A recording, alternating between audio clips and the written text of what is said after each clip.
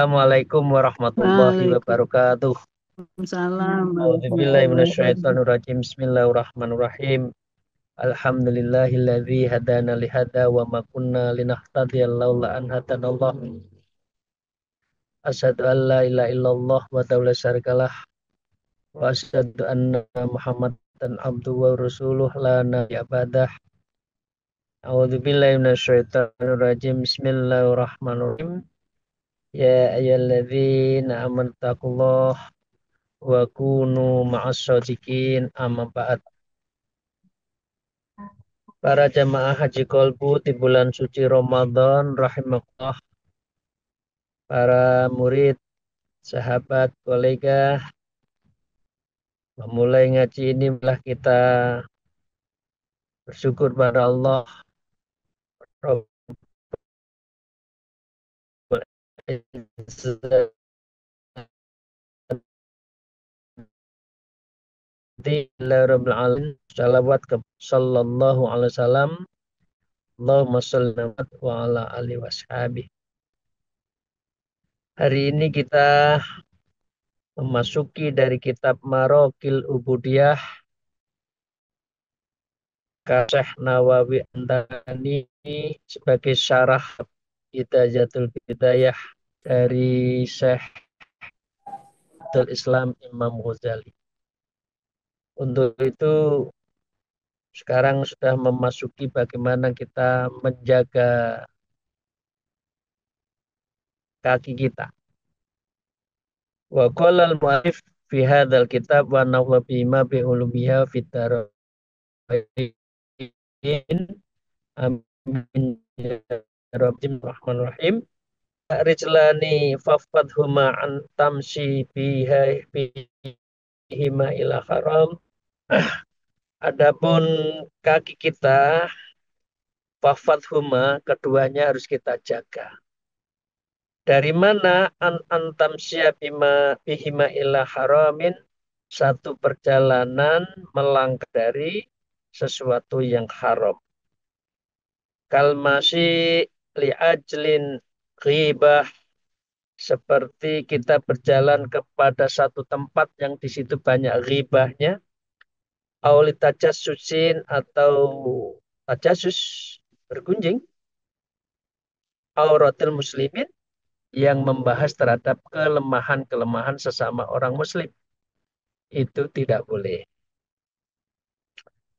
Autas'a, atau berjalan kemana, bihima ila babu sultanid zalim.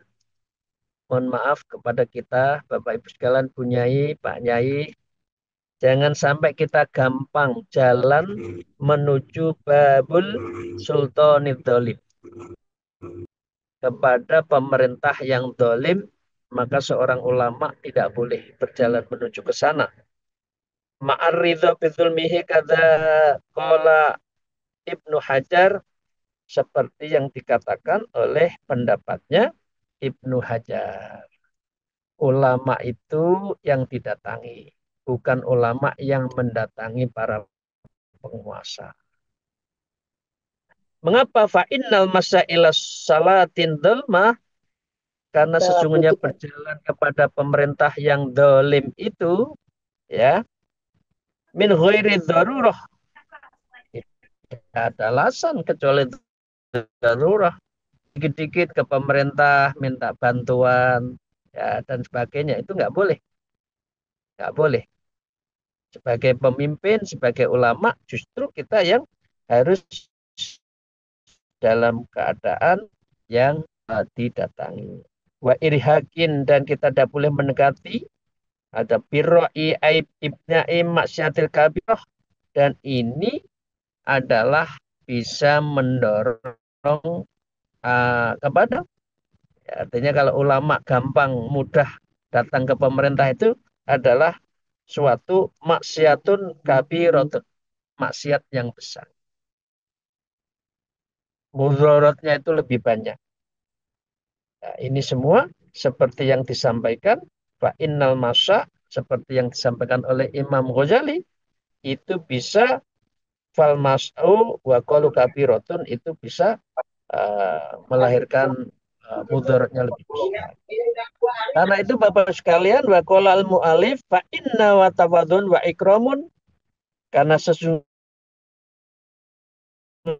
hal itu kok ulama gampang dekat dengan pemerintah, ya apa saja ya, mulai dari pusat sampai ke tingkat bupati, camat, itu adalah tawadhu'un wa ikramun, menurunkan derajat seorang ulama lahum ala dzulmihim, dan itu akan melahirkan kezaliman.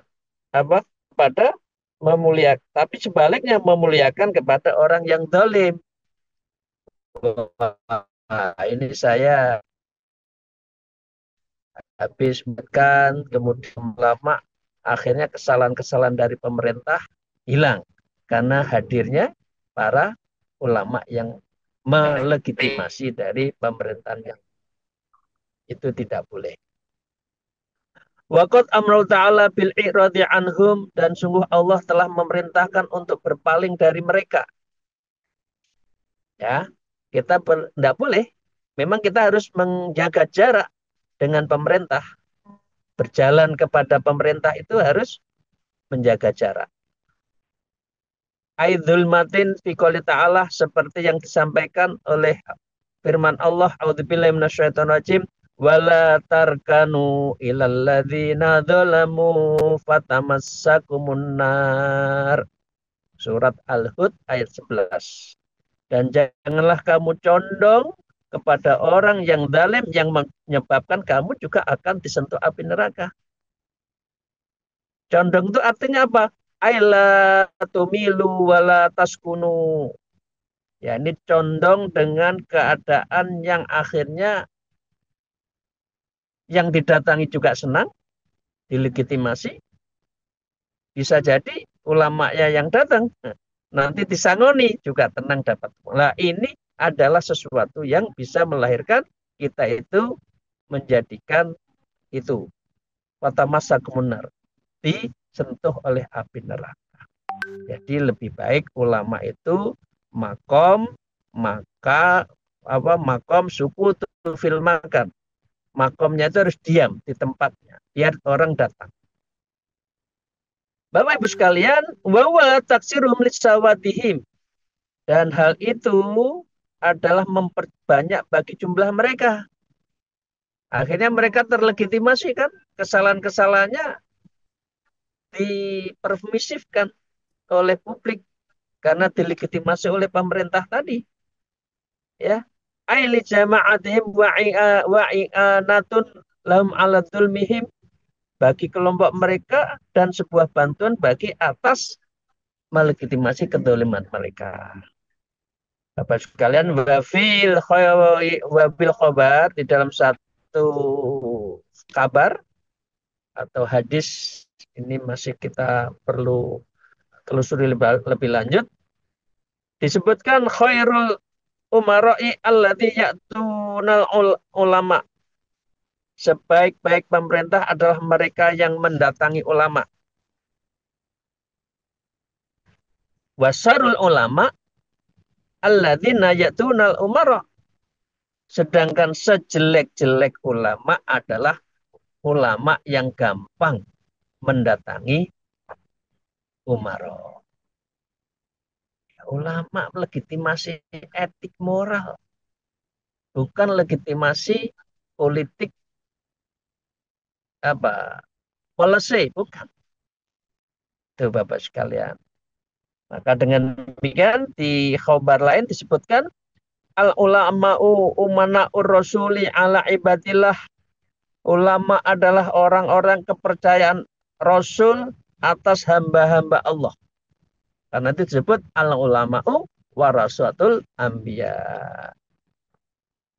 Yang penerus Rasul itu ulama. Pewaris Nabi itu ulama. Maaf, bukan bukan apa non ulama ya. Ada yang mengatakan, oh saya titik-titik keturunan. Nah, karena itu saya pewaris. Enggak. Yang pewaris Rasulullah itu adalah uh, ulama, bukan an-nasabu warasatul anbiya, bukan. Bukan nasab yang menjadikan warasatul anbiya, tapi ulama. Malam yukhalitu sultan, selama mereka belum bergaul dengan para penguasa. Ini ulama-ulama klasik itu seperti itu, Bapak. Hati-hati betul urusan dengan pemerintah, urusan dengan penguasa. Fa'idha fa'alu dzalikan faqad khanur rasul. Lalu apabila mereka telah melakukan itu, maka sungguh ia telah mengkhianati rasulnya. Kita diperintah untuk surujul bukan melegitimasi pemerintah. Berarti kalau kita ulama yang rajin, berarti dia mengingkari terhadap amanah-amanah Rasul. Fahdharhum wakhziluhum, maka berhati-hatilah dari mereka dan menghindarlah dari pemerintah yang, apalagi pemerintahnya yang dolim. Wakola Abu Dhar, dan Imam Abu Dhar mengatakan, man kathara sawada qaumin fahuwa minhum. Siapa saja yang memperbanyak golongan pada suatu kaum, maka ia termasuk kaum tersebut. Artinya kalau ulama umaroknya itu dolim, maka kita menjadi kedoliman itu. Karena itu kita jangan melegitimasi terhadap kesalahan. Wa misal sulati ulama ummaluhum, seperti penguasa, yaitu para pejabat mereka. Qolal Auza'i, dan Syekh Al-Auza'i mengatakan, ma min syai'in abghadallah min alimi yazuru amilan. Tidak ada sesuatu yang lebih dibenci oleh Allah dibandingkan orang alim yang gampang, yang sedikit-dikit mengunjungi pemerintah. Sedikit-dikit memuji. Sedikit-dikit minta bantuan. Urusan pemerintah tugasnya adalah memberi bantuan kepada pesantren, kepada kepentingan pondok, madrasah. Bukan sedikit untuk minta bantuan datang. Jadi tasarruful imam ala ra'iyah manutum bil maslahah itu adalah kewajiban pemerintah. Nggak usah didatangi, seharusnya memberi bantuan. Bukan kalau ada kesalahan baru minta didatangi.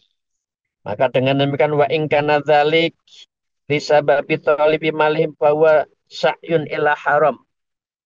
Dan jika itu keadaannya, kamu ketemu pemerintah itu adalah tolibi malih, mencari harta, bahwa sa'ilal haramin, berarti kita ulama itu sedang berjalan menuju ke haramah.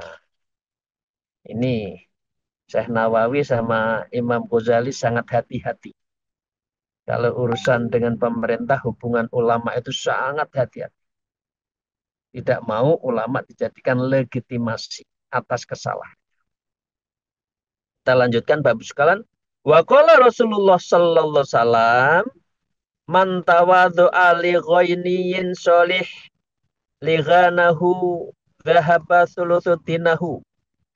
Siapa saja yang merendahkan diri kepada orang yang kaya soleh karena kekayaannya, maka hilanglah 2/3 agamanya. Jadi kalau ada ulama yang kaya, ulama yang cukup, maka kalau kita menghormat bukan karena kekayaannya, tapi karena ilmunya. Bukan karena martabatnya di mata sosial, tapi kita memandangnya dari martabat seorang ulama di hadapan Allah. Apa pengertiannya? Ya, pengertian dari ini adalah annal adab salah satun adab ma'allah, adab Rasulullah, wa adab ma'ala ammatin nas.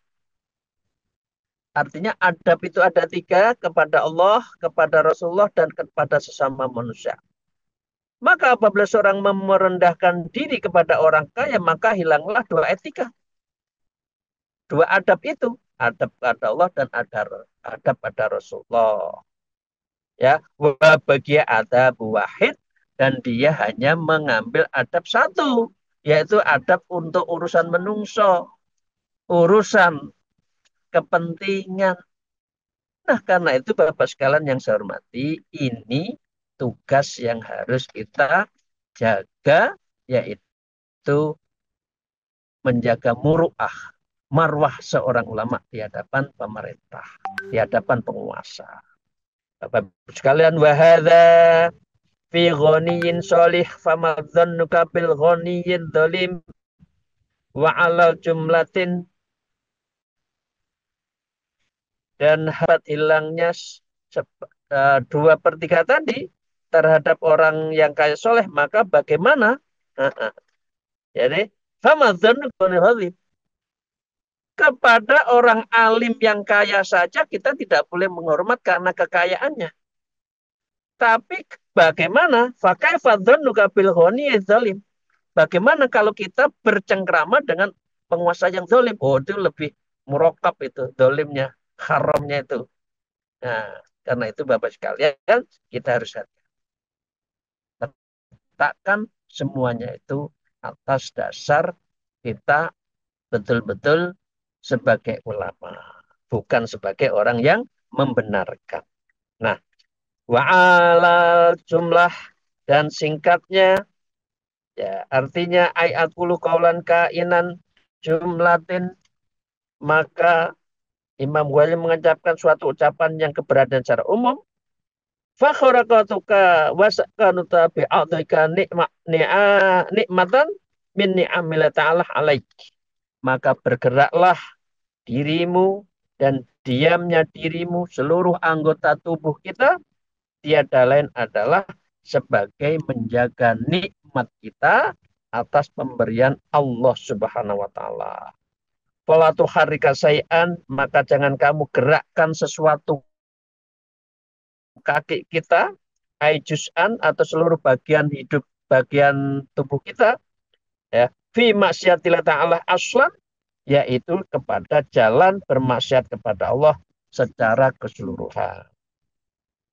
Wastakmilha, dan karena itu bergunakanlah fi ta'atillah ta'ala seluruh anggota tubuh kita, seluruh bagian yang ada di dalam kaki kita ini adalah untuk taat pada Allah. Wa'lam annaka in qasurta, maka ketahuilah bahwa jika kamu bermalas-malasan, artinya ainawaita fita'ah, artinya kamu malas-malasan bertaat, fa'alika balaghu, maka kamu akan mendapatkan apa? Keburukannya. Asyita ditaksirika, yaitu beratnya atas kelalaian kamu. Jadi Bapak sekalian, izin kaki kita jalanlah ke tempat untuk beribadah. Jalan kepada tempat-tempat untuk berzikir. Jalan ke pondok pesantren, khususnya yang ada, suluknya. Itu berarti memperbaiki jiwa kita. Sedikit lagi. Wa in samartah, maka jika kamu menyegerakan, ya, artinya segera itu menuju ketaatan, fa ilaika ta'udu samrotuhu, maka kamu kembali kepadamu, apa? Karena jalan kaki kita ke tempat zikir, ke tempat majelis taklim, baca Quran, maka akan berbuah untuk kita. Kembalinya ke kita juga. Karena kita menanam kebaikan, maka buahnya juga akan kita petik. Wa innama kullu nafsin bima kasabat, dan sesungguhnya setiap jiwa atas apa yang telah diperbuatnya, rohinatun, hanyalah sebagai orang yang bertanggung jawab atas amalannya gitu. Ditutup dengan apa yang dikatakan oleh Sayyidina Ali, man dhanna annau bidunil juhdi yasilu ila jannah fawa mutammanin. Siapa saja yang menyangka bahwa dirinya dengan tanpa usaha keras dapat sampai ke surga, maka dia adalah orang penghayal. Tidak pernah zikir, tidak pernah baca Quran, Qiyamul Lailnya itu kowel, artinya gompal-gompal, nggak, jarang-jarang. Kok mimpi masuk surga? Nah, ini kata Sayyidina Ali, bahwa mutamminin, orang ngayal itu. Ingin surga tapi nggak menuju surga amalannya. Nah, tapi selanjutnya Sayyidina Ali juga mengatakan wa man dzanna annahu bi badlil juhdil yasil, dan siapa yang menyangka bahwa ia dengan mengerahkan usahanya dapat sampai ke surga, bahwa muta'anin, itu adalah seorang penderita. Artinya begini, kita harus tetap sehat. Kalau dari penderita kan lagi sakit. Dengan segala hormat, amal kita tidak tahu apa yang akan diterima dan yang mana diterima oleh Allah. Nggak tahu. Jadi, mumpung di dunia ya nanam sebanyak-banyaknya. Amal sebanyak-banyaknya. Mana yang diterima Allah kita nggak tahu. Loh, yang amal saja belum tentu diterima. Kok nggak pernah amal menuju Allah? Kok ingin masuk surga? Nah, Imam Ali, Sayyidina Ali mengatakan bahwa mutamanin itu adalah orang yang apa ya? Orang yang menghayal. Nggak mungkin. Recording Ya. stopped. Begitu juga Imam Hasan Basri mengatakan tolabul jannati bila amalin dambun minadzunub, mencari surga dengan tanpa amal perbuatan adalah satu dosa dan berbahaya. Maunya masuk surga tapi nggak mau amal baik itu dosa menurut Hasan Basri. Orang mau naik kelas tapi nggak pernah belajar, ya gimana mau naik kelas, mau lulus dengan hasil baik, nggak mungkin. Nah karena itu kaitan dengan kaki kita itu, ayo jalan ke tempat-tempat baik, tempat-tempat ibadah, tempat-tempat yang menjadikan kita menjadi ahlul ibadah. Yang paling akhir, maka adalah takulu innal karim, kamu mengatakan sungguhnya Allah Maha Pemurah, ai mutafadilan yu'ti min ghairi mas'alat wala wasilah, Maha Pengurah, penganugerah yang tanpa meminta, tanpa perantara, Rahimun yaghfiru dzunub lil usbah, lalu Maha Penyayang dan mengampuni dosa-dosa, bikaromati rahmah, dan dengan kemurahannya dan kerahmatannya. Hati-hati. Jadi Allah harus dilihat secara utuh. Satu sisi rahmah, sisi lain kohar. Sisi saya memaksa, keras. Nah artinya jangan melihat sesuatu yang positifnya. Tapi kekerasan Allah, memaksa, azab Allah juga harus kita perhatikan. Karena fa'in hadza kalimatu hakin urida biha batilun wa sahibuha. Karena sunya ucapan ini adalah perkataan yang benar, tapi bisa melahirkan kebatilan kepada yang berpendapat itu. Sehingga dia akan hati-hati dalam hal ini. Ayat hadil kalimah muqallibu mulaqabun fil hamakoh, maka dijuluki orang ini adalah orang yang dungu. Orang yang dungu ayat fasadi fil akli, yaitu orang-orang yang tidak utuh akalnya. Dia hanya melihat Allah penyayang tapi tidak mau beramal baik. Itu adalah sesuatu yang dungu. Fahuwa humkun. Orang seperti adalah humkun, sebodoh-bodoh, sedungu-dungunya orang. Demikian, terima kasih. Mohon maaf atas segala kekurangan saya. Semoga Allah meridhoi kegiatan-kegiatan kita, amal-amal baik kita, seluruh anggota tubuh kita dijadikan jalan menuju kebaikan, jalan menuju ibadah, bukan ke jalan maksiat dan dosa-dosa. Baru kalam, mohon maaf atas segala kekurangan saya. Alhamdulillah. Wallahul muwafiq ila aqwamit thariq. Assalamualaikum warahmatullahi wabarakatuh. Waalaikumsalam.